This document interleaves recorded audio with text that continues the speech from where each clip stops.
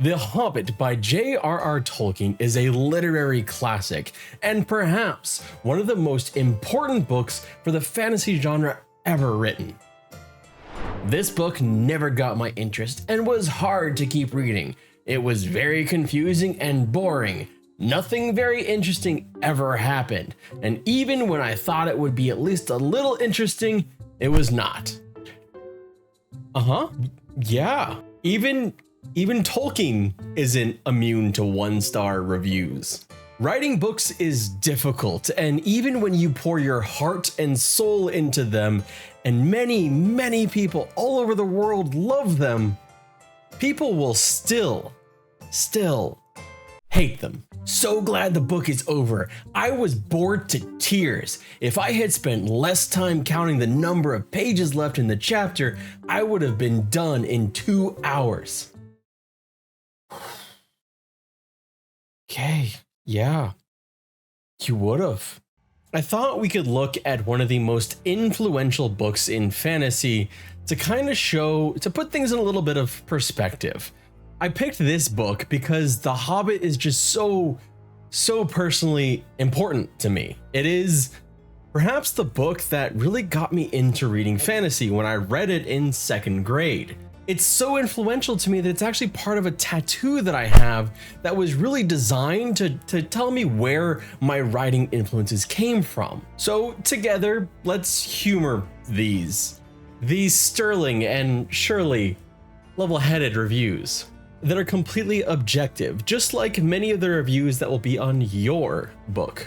The Hobbit has a 4.7 out of 5 rating with 65,291 reviews on Amazon.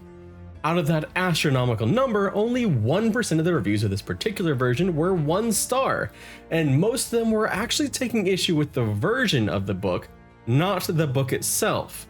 They complained about the quality of the print and issues with ebook formatting. I avoided all of those to bring you some of the ones that were the most amusing.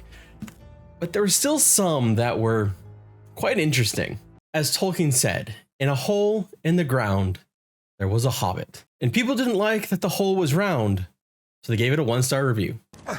Well, that could have been worse.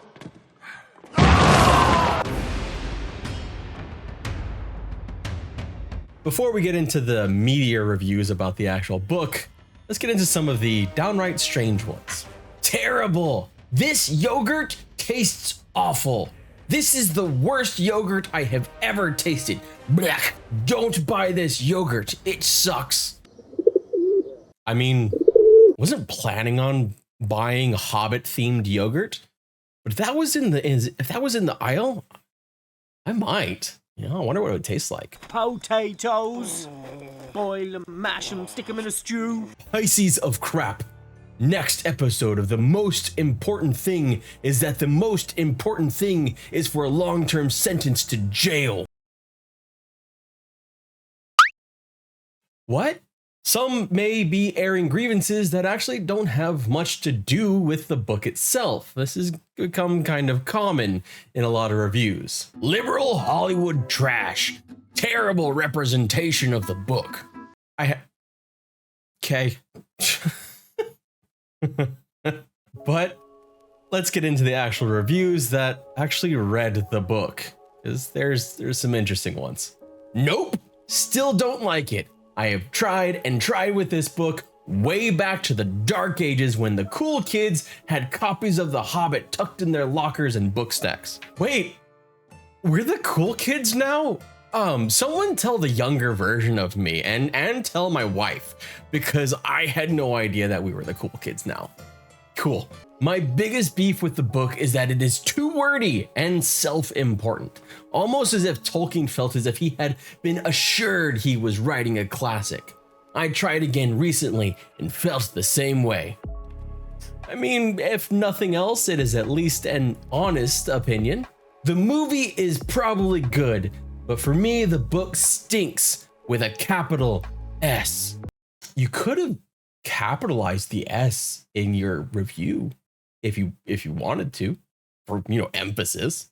Tried to read it twice. Each time got farther, but too childish of a story. I read in paper it was a rush job for his daughter or it was his granddaughter. Movie makes millions. Think about it. It don't take a lot to please some people. 1 star not low enough. Give me back my money. I mean, you can request a refund if you really hated it that much.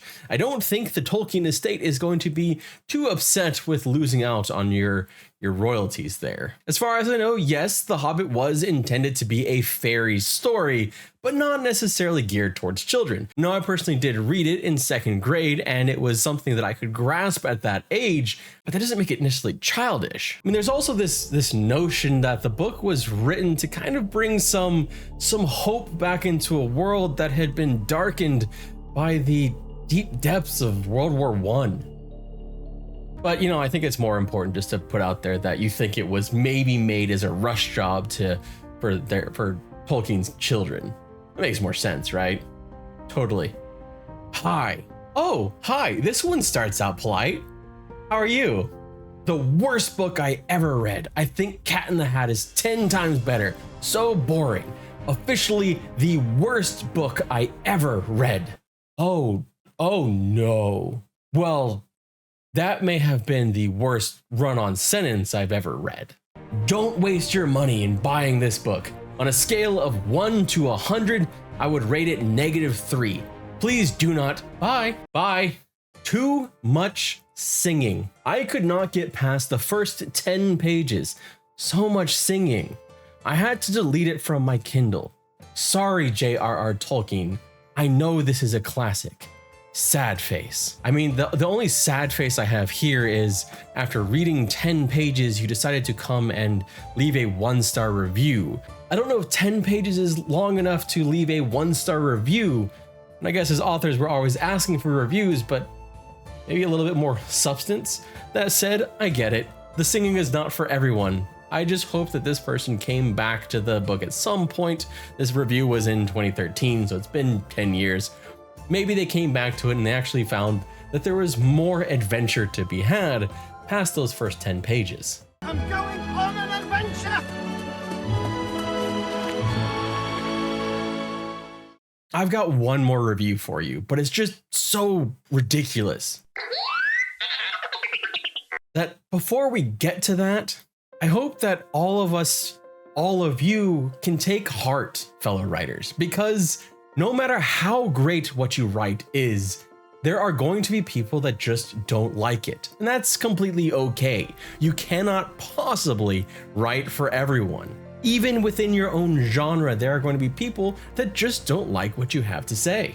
You're not writing for everyone. You're writing for your specific audience. What's important to you is to think about what you want to write, think about your audience and what they want to read, and to the best of your ability, craft a compelling story that is clean of errors as possible. Find an editor, get it all done, nice and polished and ready for the public, and then just, you did your best. Try your best to craft something that is worthwhile to read, and that's all you can do. Try not to sweat the 1-star reviews as much. Look at the ones that are in the middle, the 3-star, the 2-star, the 4-star. Look at those for critiques that can actually help you with your writing. That's where I personally found the most use. The 4-star reviews and the 3-star reviews specifically were the ones that helped me find where I had weaknesses in my writing and where I could improve on them. That's of course not universal, but it's something that I found helpful. But back to that review, that last review. 1 star. I thought this was set in the future and had Han Solo and R2-D2. I was way off. I mean, I can get the disappointment if that was your expectation, but I think the expectation might be on you. In the spirit of The Hobbit in this video, let's leave you with a quote from J.R.R. Tolkien. Deep down, here by the dark water, lived old Gollum, a small, slimy creature. I don't know where he came from, nor who or what he was. He was Gollum. Wait, that wasn't the right quote. This is the right quote. May the wind under your wings bear you where the sun sails and the moon walks.